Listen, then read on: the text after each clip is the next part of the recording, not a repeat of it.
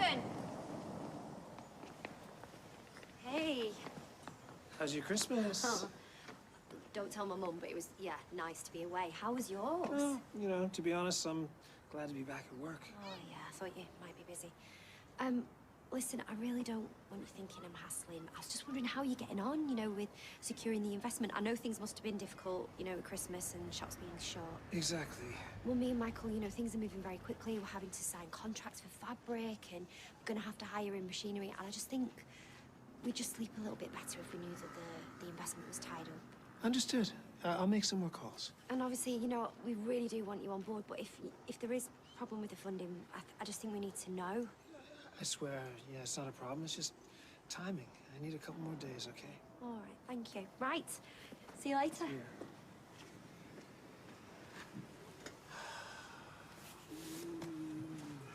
Are you sure I can't tempt you with a sticky pudding or a chocolate brownie? Just the coffee, thanks. Oh, all right. Hi. I'm not pushing in. It's just that I've come to have a quick word with Roy, all right? Oh, he's up doing a shift at the charity shop. Oh, was he? But if you do happen to see him, can you remind him he's meant to take over at 2, will you? Yeah, will do. Actually, I wanted to message you, Steve, and I just wanted to say thanks for the advice yesterday. You're welcome. Glad to be of service. Well, you were, so I probably should have accepted help sooner, but, you know, stubborn's my middle name. Well, listen, no problem. I probably could have been more sort of gracious, so apologies. Oh, okay. I know we've had our issues, but you clearly do know what you're talking about business-wise. Coming from you, that's a compliment. Charmer. Bye. Bye. One large coffee to go. Thank you. Oh, Elaine. Hi. Oh, hi. I've been worrying that I might have made things awkward between us. Really? By going back on my offer of a loan. Nah, not at all. Oh, I'm so glad. I'm just sorry you've been stressing about it. Look, If you're not in a hurry, perhaps you'd care to join me. Yeah. Yeah, I'd like that.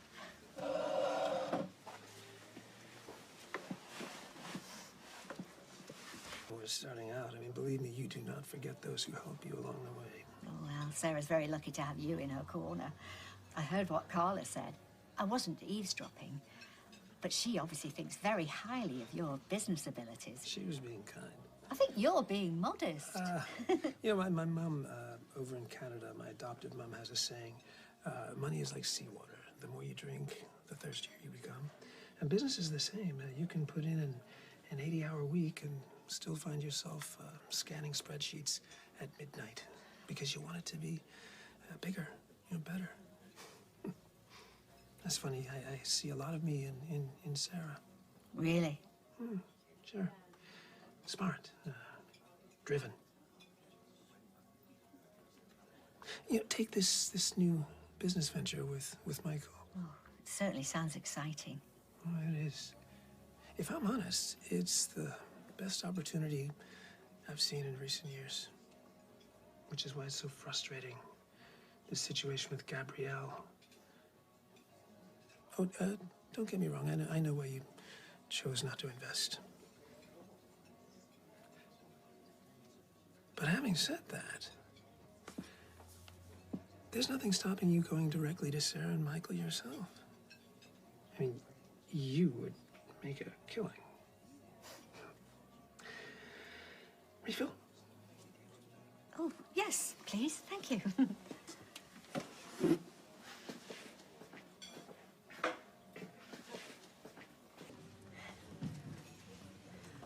So how come when I told my mum that I'd quit my job, did she tell me that I needed to come and speak to you? And why couldn't you explain it to me on the phone?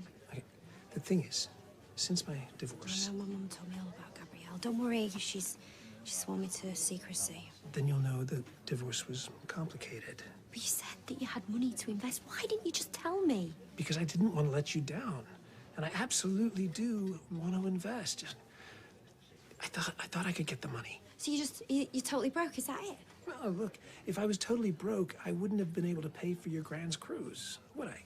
Right, well, you spending what money you had on holidays isn't going to help me, is it?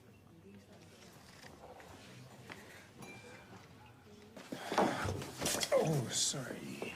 Oh, great. I'm glad I caught you. Actually, I was just leaving, and anyway, right now, I'm not great company. I do want to invest. I'm sorry? It's what you were saying earlier about an exciting business proposition. Oh, but Elaine, as you said... No. This is a purely business decision. Look, I'll admit that when I offered earlier, I was maybe letting my heart rule my head. But you said yourself, this is potentially a very profitable business venture. Well, that's great. Speak to Sarah. No, it's you. You're the reason I want to get involved.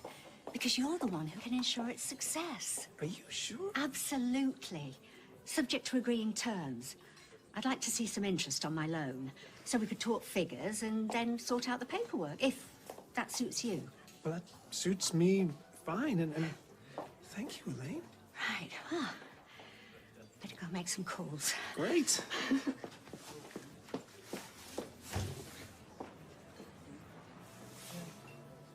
Sarah, good news. Of course, Mrs. Farlow has fabulous taste, so Earl Grey or lemon and ginger?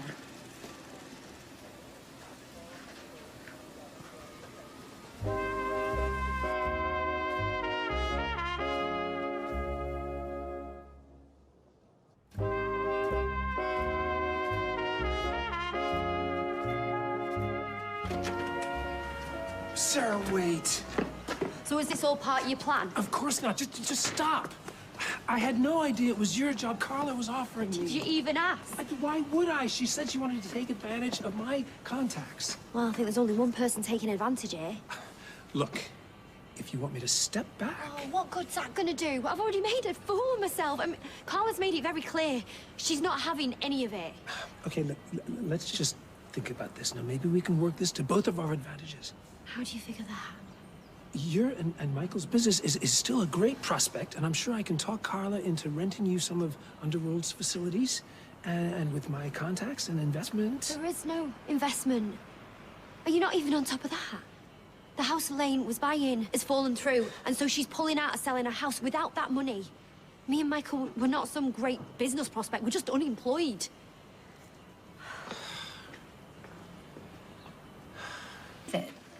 This change can be a nightmare. You know, the same thing happened to me before now. Flip-flopping around, selling one minute, not selling the next.